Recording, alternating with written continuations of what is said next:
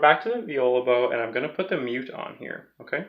So here is where the tone really changes. It really starts to kind of darken, and it really starts to slow down to where it sounds like a different instrument entirely.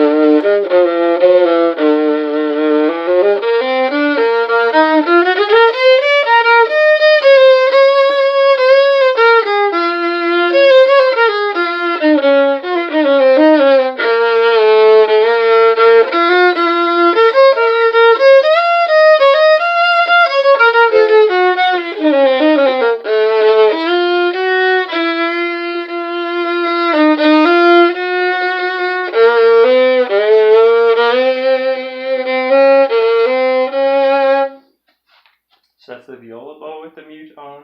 Back to the violin bow with the mute on.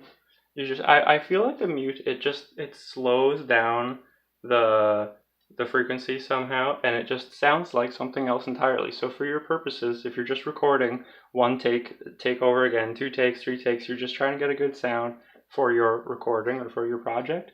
It helps you without spending any more money. It helps you get different sounds out of the same instrument.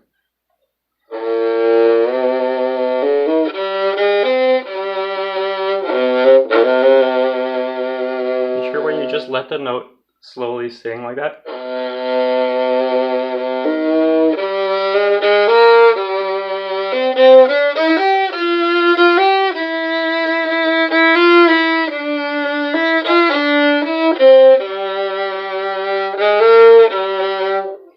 Back with it off, right? Sounds like a violin again.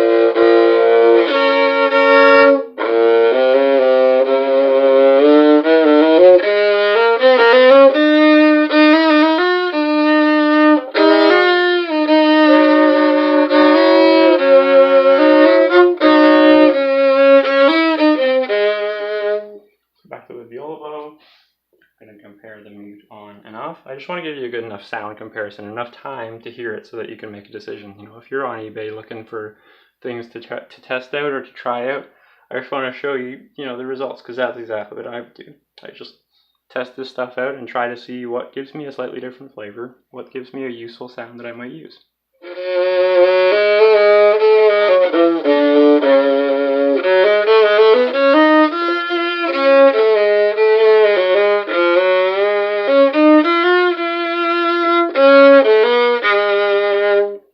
This is the mute on, so back off.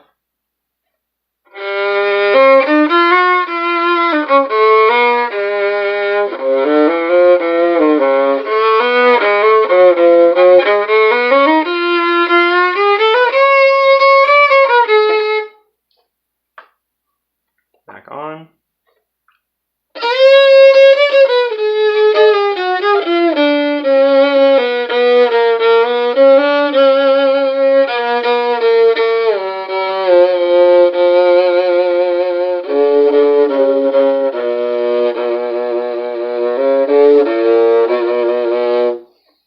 See, like, you're really getting a cello-ish sound there. In my ears, anyway.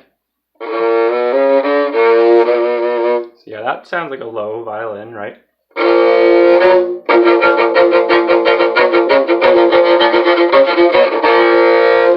Sound like a viola type sound. Like, it's a little bit dark, but it's still bright.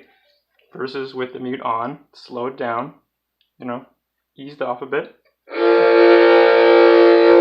it really actually does give you some kind of low resonance. So viola bow plus the mute, I'm really getting an extra resonance that I'm never hearing when I'm on my other setups. I normally don't have the mute on. I normally play with my lightweight bow that I like the feeling of the most. This is a different feeling, so the viola bow has a heavier feeling. It's slightly harder to move. It's slightly less nimble. In my other video, I described it as Bowser's bow. You know, if you were playing a Mario Kart, this one handles like Bowser. You know, your turns and your crossings are a little bit heavier, a little bit different, but ultimately you get that sound.